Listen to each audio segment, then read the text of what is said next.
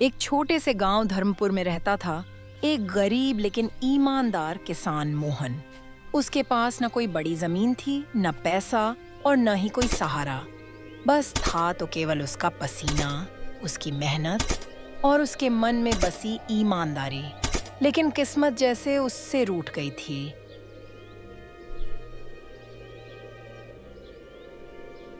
हे भगवान, हर साल यही होता है। कभी सूखा पड़ता है तो कभी बेमौसम बारिश सब कुछ बहा ले जाती है। मैं दिन रात मेहनत करता हूं, फिर भी मेरी फसल क्यों नहीं बचती।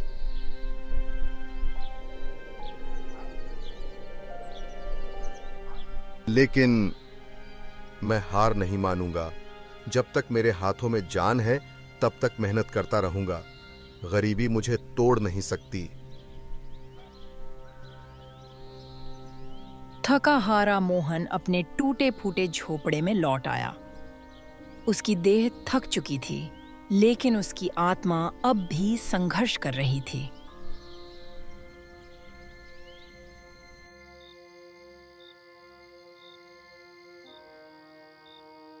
रात को जब पूरा गांव सो जाता है, तब मोहन खेत की रखवाली के लिए खेतों की ओर चला जाता है।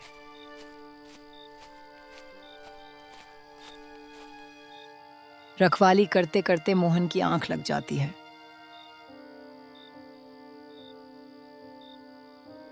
रात को जब मोहन सो रहा होता है, तभी खेत में एक अजीब सी रोशनी फैल जाती है और उसी रोशनी के बीच से एक परी प्रकट होती है। मोहन, उठो। कौन है आप? क्या मैं सपना देख रहा हूं? यह ना तो सपना है और न ही कोई भ्रम। मैं तुम्हारी मेहनत से प्रसन्न होकर तुम्हें उपहार देने आई हूं। किस तरह का उपहार? मैं कुछ समझा नहीं।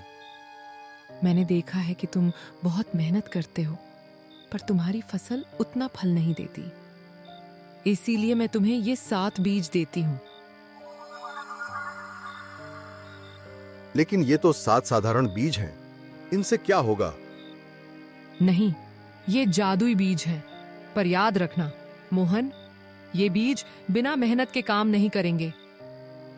मैं आपको वचन देता हूं कि मैं मेहनत और ईमानदारी का साथ कभी नहीं छोड़ूंगा। रोशनी धीरे धीरे गायब हो गई और मोहन के हाथों में रह गए सिर्फ 7 बीज और एक बड़ी जिम्मेदारी।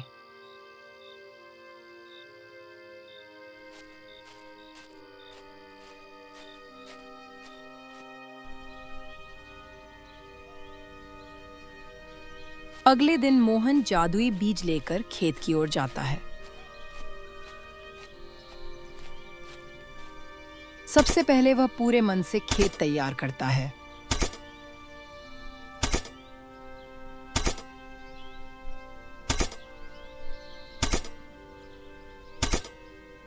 मेरे पास तो सिर्फ 7 ही बीज हैं और पूरे खेत के लिए 7 बीज बहुत कम पड़ेंगे।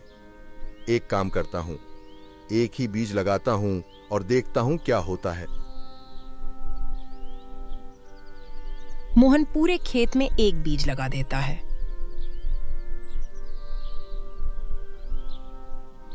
खेत का काम पूरा करके मोहन घर की ओर निकल जाता है।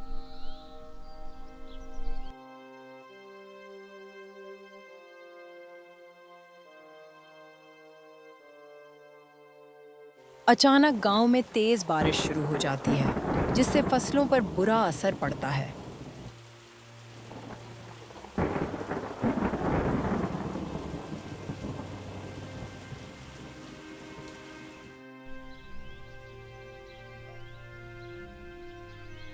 बारिश के बाद गांव वाले मिलकर चौपाल पर बातें कर रहे होते हैं।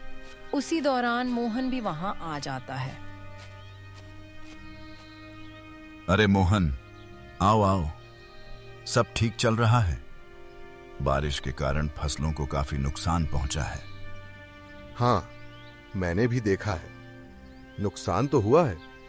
वैसे मैंने बारिश से पहले ही बीज बो दिए थे। अब देखते हैं फसल कैसी होती है। तुम तो काफी मेहनत करते हो। भगवान करे इस बार तुम्हारी फसल अच्छी हो। हाँ, धन्यवाद चाचा। चलो अब मैं चलता हूं।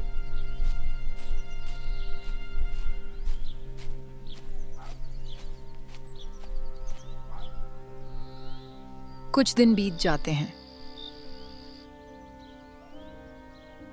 और मोहन के खेत में फसल लहलहाने लगी। अरे, ये तो चमत्कार हो गया। मैंने तो बस एक ही बीज लगाया था और पूरे खेत में फसल फैल गई। तभी चाचा वहां आ गए। अरे वाह मोहन, तुम्हारे खेत में तो फसल बहुत अच्छी हुई है। हाँ चाचा, ये जादुई बीज का कमाल है। मोहन, ये जादू नहीं, तुम्हारी मेहनत का नतीजा है। चलो अब मैं चलता हूं।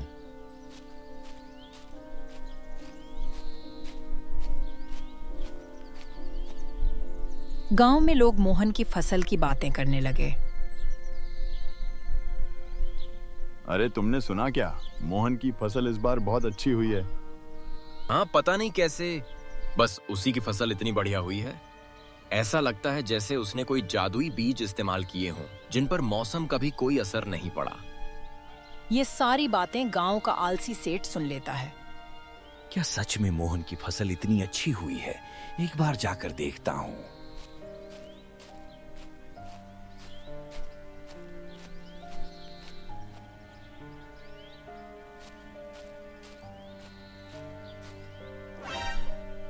अरे, ये तो सच में अजूबा है। मोहन की फसल इतनी शानदार कैसे हो गई? इसका पता लगाना पड़ेगा। यह कहकर सेठ गांव की दिशा में चल पड़ा।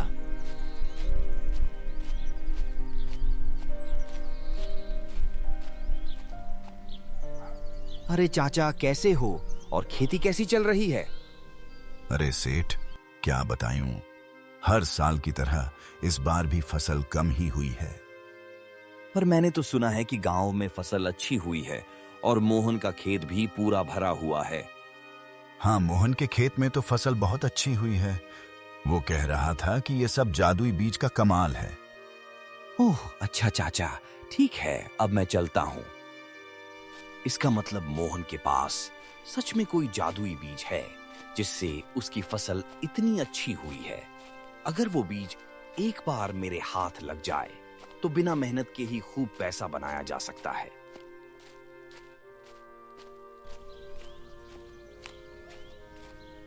सेठ घर पहुंचा और मोहन से जादुई बीज लेने की तरकीब सोचने लगा। ऐसा क्या करूं कि मोहन खुद ही मुझे वो बीज दे दे और मुझे कुछ और करना भी न पड़े।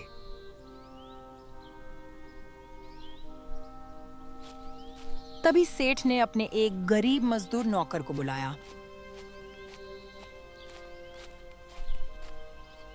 सुनो सुरेश, मेरा एक काम करो। तुम मोहन के पास जाओ और उससे जादुई बीज लेकर आओ। इस काम के अच्छे पैसे दूंगा। ठीक है मालिक, मैं आपका काम कर दूंगा। अब मैं चलता हूं।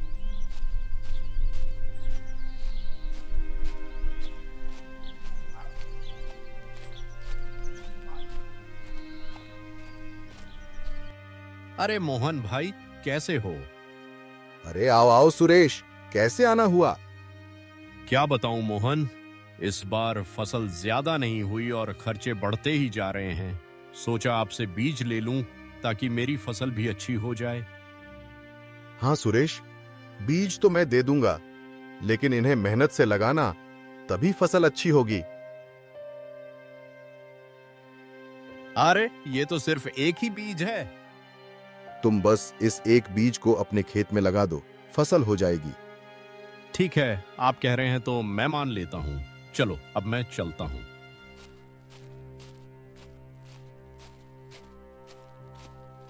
सुरेश मोहन से बीज लेकर सेठ के घर जाता है। लीजिए सेठ जी, मैं बीज ले आया। अरे सुरेश, तुम एक ही बीज क्यों लाए हो? कहीं तुमने बीज रख तो नहीं लिए? नहीं सेठ जी, मोहन ने एक ही बीज दिया है। उसने कहा कि एक से ही पूरा खेत भर जाएगा। ठीक है, धन्यवाद। इस काम के पैसे मैं तुम्हें शाम को दे दूंगा। बस किसी को पता नहीं चलना चाहिए कि ये बीज तुमने मुझे दिया है। ठीक है सेठ जी, मैं चलता हूं।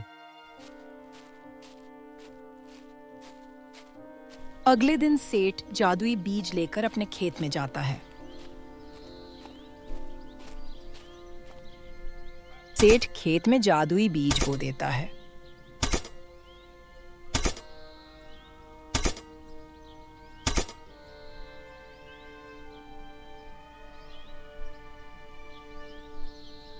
कुछ दिनों बाद सेठ के खेत में फसल उगाई। अरे वाह, ये तो जादुई बीज का कमाल है। बिना ज्यादा मेहनत किए इतनी अच्छी फसल उग गई। कल आकर सारी फसल काट लूंगा।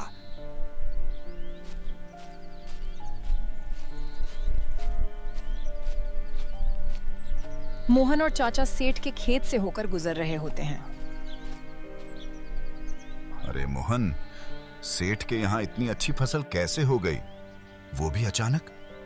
हाँ चाचा, समझ नहीं आ रहा कैसे।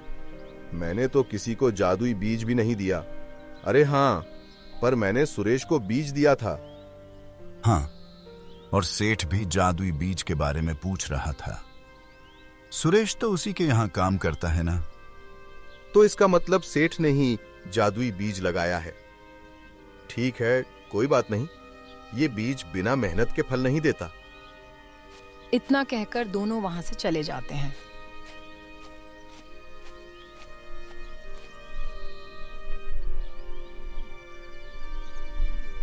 अगले दिन जब सेठ फसल कटवाने की तैयारी कर रहा होता है, तभी अचानक तेज बारिश शुरू हो जाती है। बारिश थमते ही सेठ के खेत में अचानक आग लग जाती है और देखते ही देखते सारी फसल जलकर खाक हो जाती है।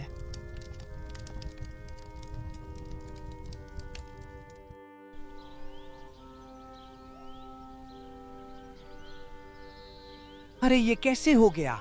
मेरी सारी फसल बर्बाद कैसे हो गई? हाँ सेठ जी, मैं आपको बताना भूल गया था कि मोहन ने कहा था मेहनत के बिना ये बीज फल नहीं देता। तभी मोहन वहां आ जाता है। सेठ जी, मुझे पता है आपने मेरा जादुई बीज इस्तेमाल किया है। यह जादुई बीज मेहनत के बिना फल नहीं देता। हाँ मोहन, मुझे अब सब समझ में आ गया है। यह सब मेरे लालच का ही नतीजा है। कोई बात नहीं सेठ जी, आपको अपनी गलती का एहसास हो गया, यही बहुत है। मैं गांव वालों को भी जादुई बीज दूंगा और आपको भी। धन्यवाद मोहन, मैं तुम्हारा एहसानमंद रहूंगा।